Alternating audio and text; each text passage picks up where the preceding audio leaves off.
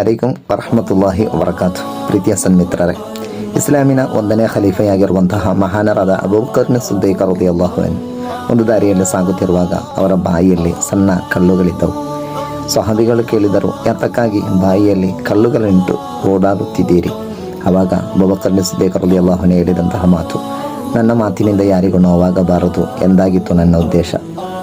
ಸರಿ ತಾನೆ? ಎಷ್ಟೋ ಮಂದಿಗೆ ನೋವು ಮಾಡುವಂತಹ ಒಂದು ನಾಲಿಗೆ ಕೆಟ್ಟದನ್ನು ಮಾಡಲು ಒಳ್ಳೆಯದನ್ನು ಮಾಡಲು ಇದರಿಂದ ಸಾಧ್ಯವಿದೆ.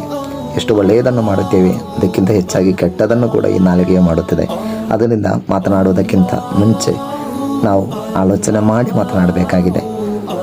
ಮಾತು ಇನ್ನೊಬ್ಬನಿಗೆ ನೋವು ಮಾಡುವಾಗ ಕೆಲವೊಮ್ಮೆ ನಮ್ಮ ಮನಸ್ಸಿಗೆ ಸಂತೃಪ್ತಿ ಸಿಗಬಹುದು, ಸಂತೋಷವೇ ಆಗ್ಬೋದು.